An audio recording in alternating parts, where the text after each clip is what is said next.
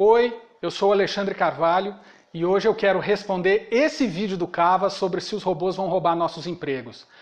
O Cava falou um monte sobre renda universal e outras ideias para solucionar esse problema. Mas ele mesmo apontou um monte de falha nessas ideias. Minha cabeça tem o mesmo layout da do Cava. Careca, óculos, barba rala, cara redonda. E eu quero botar ela para pensar fora da caixinha quadrada.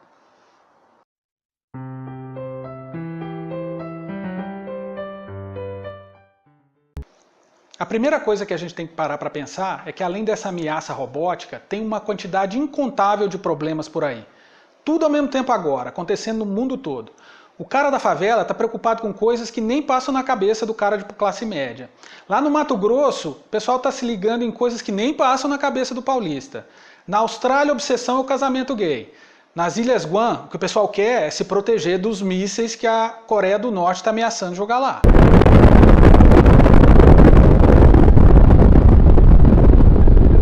E os problemas mudam o tempo todo.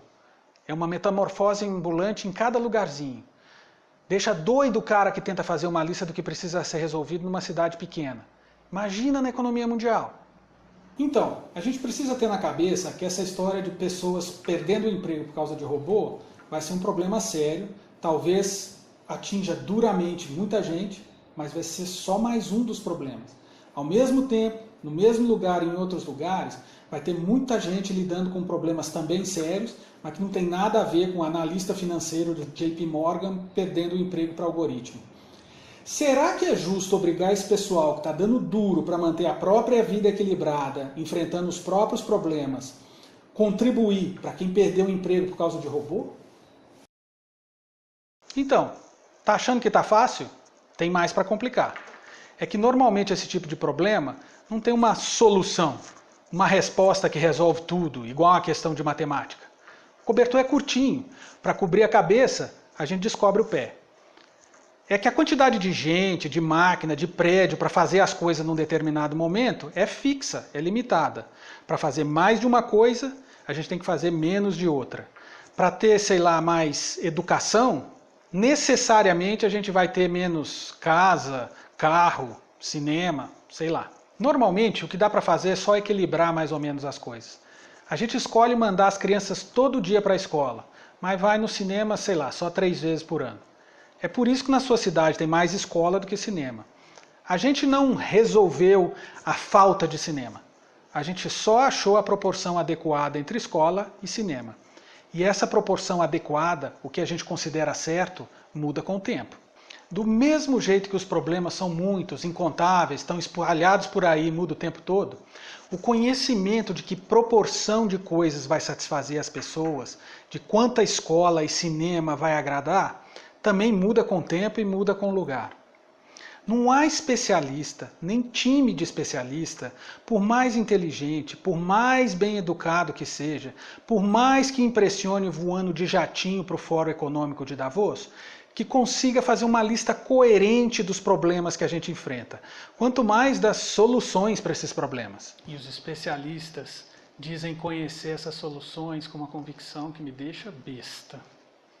Então, acho que o meu ponto é que é tudo tão espalhado e complicado e mutante que lidar com essas questões não é igual jogar SimCity. Não tem ninguém com um olhar cósmico olhando tudo de cima e entendendo onde o bicho está pegando. Olha, e a parada é tão complicada que a gente não consegue prever direito nem as consequências da própria automação, que supostamente são o problema que a gente está tentando resolver. Na década de 80, com caixa eletrônico brotando do chão que nem capim, em todo canto, não tinha nada mais óbvio para mim que o fim da profissão de caixa bancário. Mas na década de 70, nos Estados Unidos, tinham 300 mil pessoas trabalhando como caixa bancário. Sabe quantas tinham em 2010? 600 mil. Dobrou.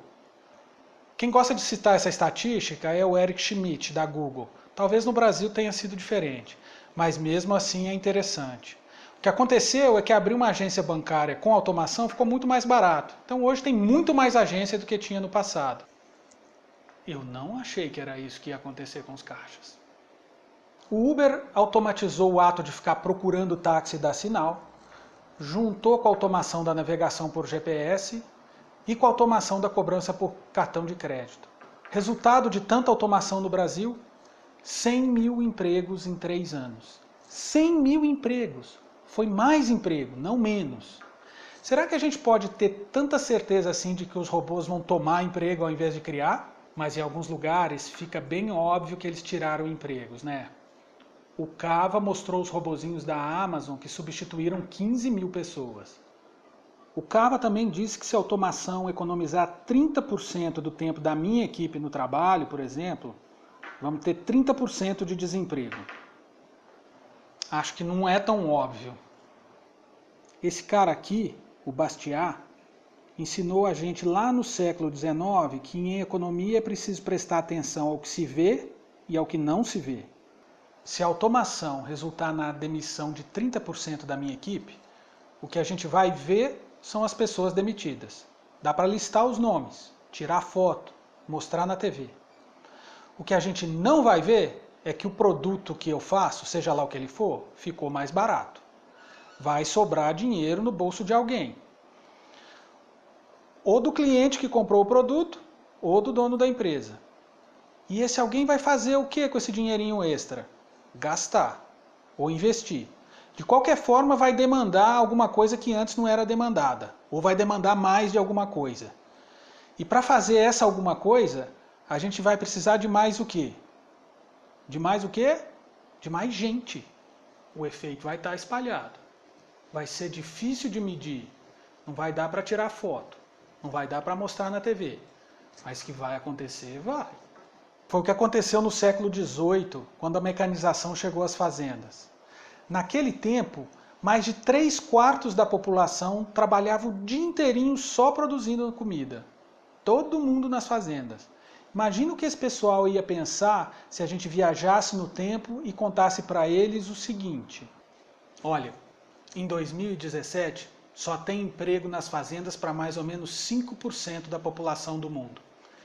E não tem mais só 1 bilhão de pessoas na Terra. Tem 7 bilhões.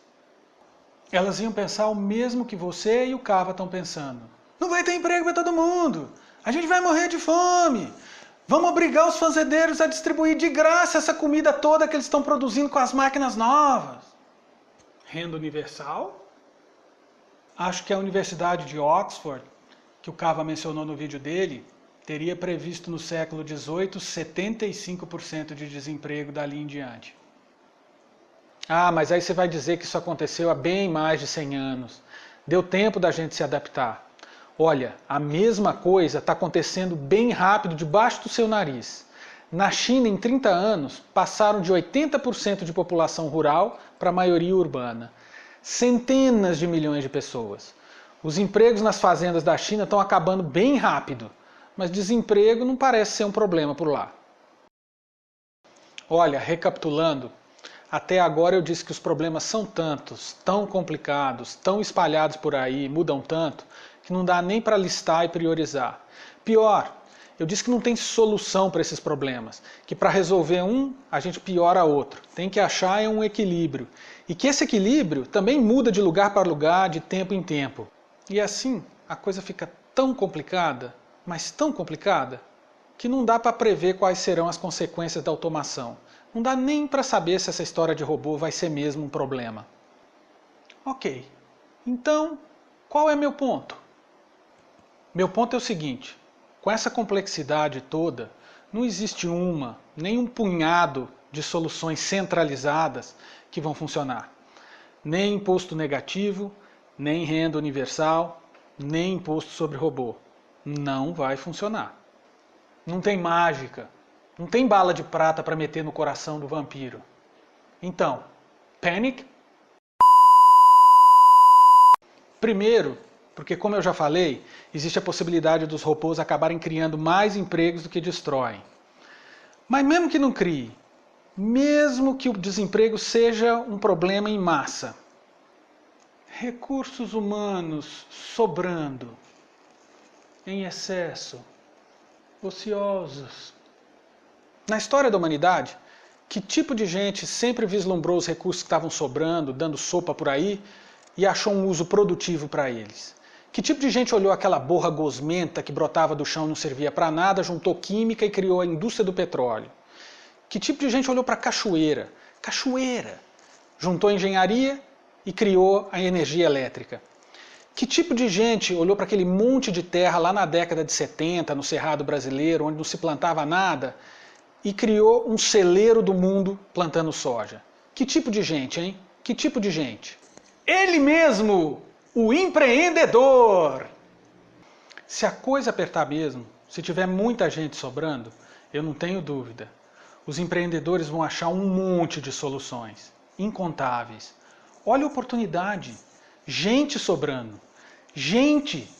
E não vem me falar que os robôs já conseguem fazer tudo o que gente faz. Tem muita coisa que a gente ainda é muito melhor do que eles.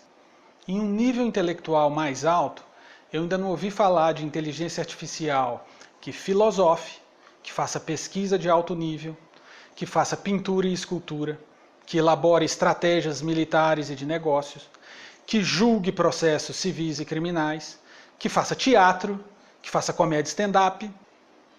Que graça teria um mágico robô? Em um nível intelectual mais baixo, a gente ainda é melhor do que os robôs em atendimento, enfermeiros, vendedores, garçons, quem quer ser atendido por um robô?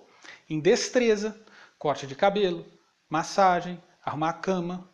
E a gente também combina humanos com robôs. Naquele armazém da Amazon que o Cava mostrou, quem pega as mercadorias e põe na caixa são humanos, não são robôs. Aviões são pilotados por humanos e por robôs. Então tá dito. Quem vai tirar a gente dessa enrascada, criando 1 zilhão de alternativas para usar as pessoas naquilo que elas são melhores que os robôs, são os empreendedores. Eles vão também dar um jeito de combinar a gente com os robôs. E enquanto essas ideias dos empreendedores ainda não vêm, vai ter muita gente que pode ser afetada por um bom tempo, ainda que os empreendedores façam aquilo que eles sempre fizeram tão bem. E aí eu pergunto, o que você está fazendo por você mesmo para se proteger do desemprego? Está poupando? Está aprendendo a fazer alguma coisa que os robôs não sabem fazer? Planejou uma mudança para o lugar onde tem mais trabalho? O que você está fazendo? Ou vai ficar aí posando de vítima, chorando e chamando a mamãe? E se você está mais ou menos preparado, tranquilo, mas se preocupa com os outros? E se o seu coração não morreu, o que você pode fazer? Você sabe empreender? Consegue imaginar usos para essa pessoal que vai sobrar?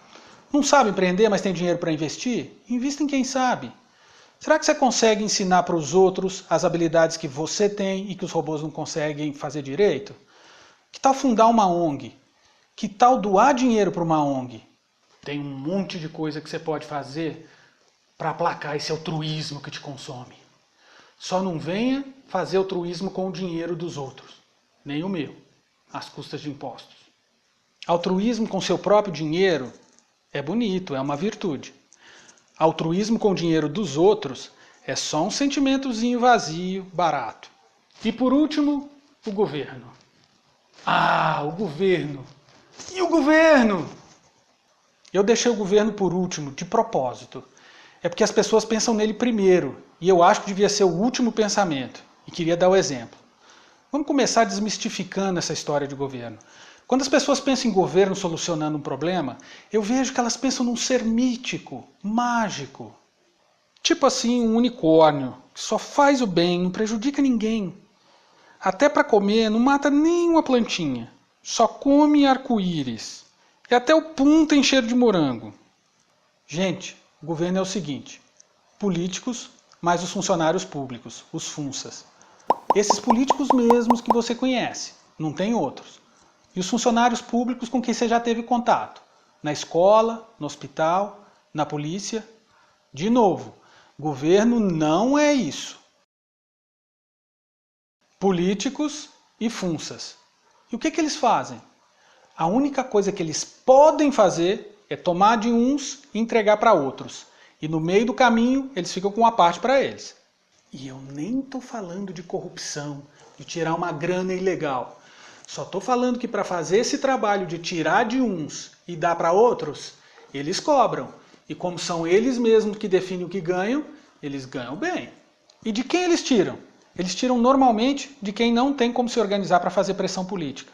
O consumidor comum, o assalariado sem sindicato, o camelô, o pequeno empresário. e para quem eles dão. Você adivinhou, principalmente para eles mesmos e para quem tem condições de se organizar e fazer pressão política. A Confederação Nacional da Indústria, a Anfávia, das montadoras de veículos, a Abrinq, fabricante de brinquedo, a Febraban, dos bancos. O Cava mencionou no vídeo dele as centenas de bilhões em incentivos para essa turma. Mas tem mais. Força Sindical, CUT, CGT, Sem Terra, Sem Teto e por aí vai. Gente, os políticos e os funças não empreendem. Eles só conseguem tirar daqui e pôr ali. Então não são eles que vão resolver o problema. E estimular o empreendedorismo? Os políticos e os funças não podem estimular o empreendedorismo? Empreendedor não precisa de estímulo. O velho sábio chinês Adam Smith já falava da nossa propensão para empreender, resultado do casamento da necessidade com a nossa engenhosidade. É só não atrapalhar. Mas atrapalhar os políticos e funças sabem fazer muito bem. Barreira, imposto, regulamentação, fiscalização, atrapalham exportar, atrapalham importar, atrapalham construir. É concessão, licença, alvará, zoneamento, taxa. Atrapalham as pessoas a cruzar fronteiras. Políticos e funças do Brasil, querem ajudar? Olha, meu velho e combalido pai sempre disse, muito ajuda quem não atrapalha. Acabem com as barreiras, baixem os impostos, desregulamentem, saiam do governo e venham para o lado brilhante e empreendedor da força. Resumo do que fazer com a possível questão dos empregos tomados por robôs. Nós todos, a gente pode cuidar de nós mesmos, poupar, aprender coisas que os robôs têm dificuldade de executar, fazer caridade com quem precisar. Os empreendedores, esses podem aproveitar criativamente a oportunidade representada por um batalhão de gente que de repente fica disponível, ocioso. Descobrir o que dá para fazer com esse pessoal, produtivamente e lucrativamente, coisas que os robôs não sejam tão bons em fazer. Combinar a gente com o robô. Os políticos e os funças. Derrubar a barreira, deixar as coisas e as pessoas se moverem livremente. Baixar impostos, desregulamentar, pressionar os governos de outros países para fazer a mesma coisa. Vir para o lado brilhante e empreendedor da força. Olha, eu sei que o que eu estou dizendo não é aquela redenção, aquele jardim do Éden prometido pela renda universal. O que eu estou propondo é um salto no escuro, igual aquele que o pessoal do século XVIII fez. Mas é que a renda universal, o imposto negativo, o imposto sobre robô, qualquer solução muito centralizada vai acabar atrapalhando mais do que ajudando. É isso aí. Eu espero que eu tenha correspondido ao chamado do Cava por ideias. Até mais.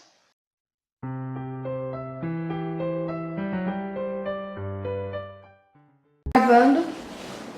Será 2, take 4. A primeira coisa que a gente tem que parar para pensar é que além desse